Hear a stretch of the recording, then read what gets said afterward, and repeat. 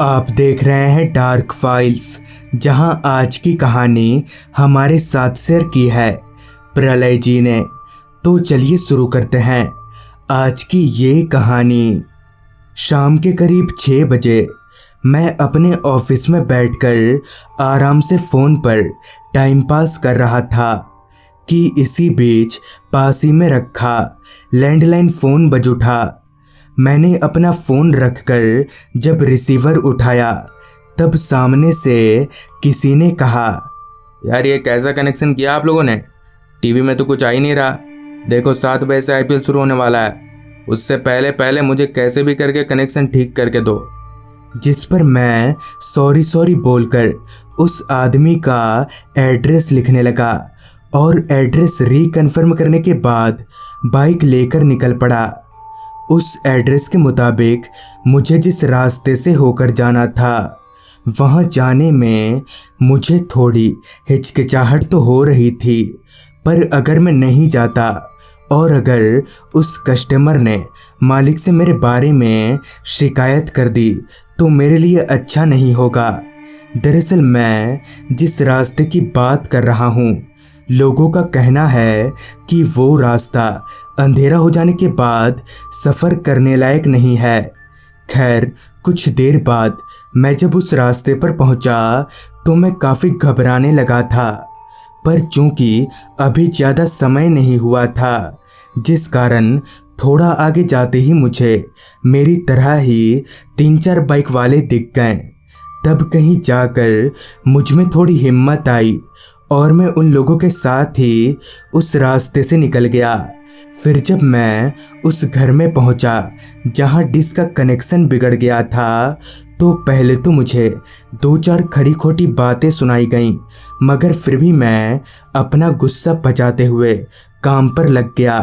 तकरीबन 1 घंटे बाद यानी रात के ठीक 8 बजे जब पूरा कनेक्शन बदलने के बाद सब ठीक हो गया तो मैं तुरंत ही और देरी ना करते हुए वापस लौटने के लिए निकल पड़ा।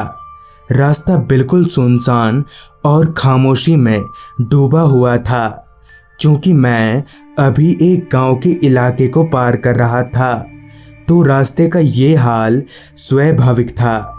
थोड़ी ही देर में मैं फिर से उसी रास्ते पर था, मगर इस बार रास्ते का हुलिया काफ़ी बदला हुआ सा था, क्योंकि उस रास्ते पर मेरी बाइक के अलावा और कोई गाड़ी नहीं थी, जिस वजह से नज़ारा निहायती डरावना था।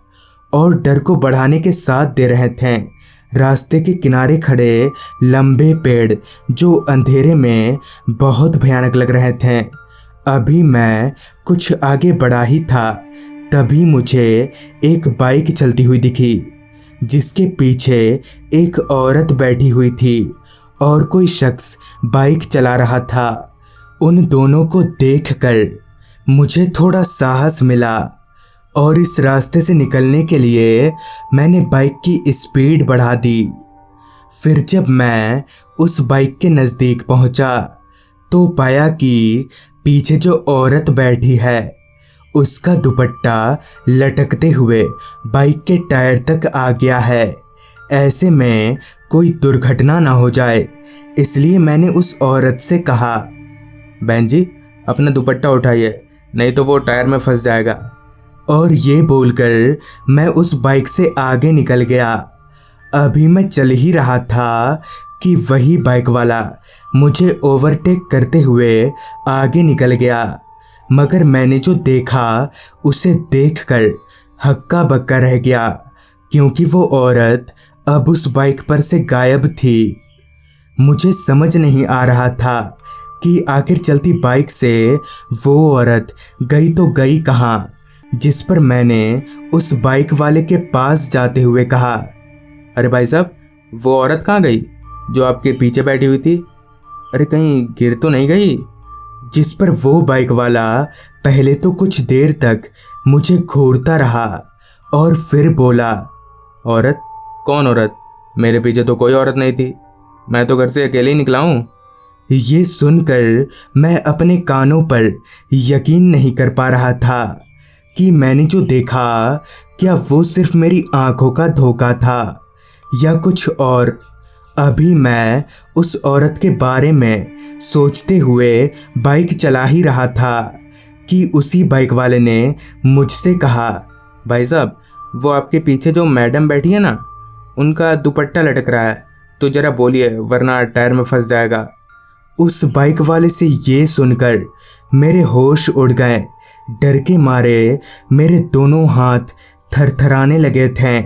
डर भरी निगाहों से मैंने जब बाइक के लुकिंग ग्लास में पीछे देखा तो मेरी आंखें फटी की फटी रह गईं, क्योंकि मेरे पीछे वही औरत बैठी हुई थी जिसे मैंने उस बाइक वाले के पीछे देखा था। मगर जैसे ही मैं थोड़ा आगे, यानी जब मेरी बाइक पास ही में बने हनुमान जी के मंदिर के पास से गुजर रही थी, तभी वो औरत मेरे पीछे से कहीं गायब हो गई। उस औरत को इस तरह से गायब होता देख जितना मैं हैरान था, उतना ही वो बाइक वाला भी। उस रात तो मुझे कुछ नहीं हुआ, मगर फिर कभी भी रात के वक्त मैं उस रास्ते पर नहीं गया, और ना ही मैं ये जानना चाहता हूँ कि वो औरत कौन थी। तो दोस्तों, ये थी प्रलय जी की भेजी गई कहानी। अगर आपके पास भी ऐसी ही कोई कहानियाँ हैं तो हमारे साथ ज़रूर शेयर करें हमारे इंस्टाग्राम आईडी पर। लिंक आपको नीचे डिस्क्रिप्शन बॉक्स में मिल जाएगी। तो मैं आर्यन जल्द ही मिलूँगा आपसे ऐसी ही एक कहानी के साथ।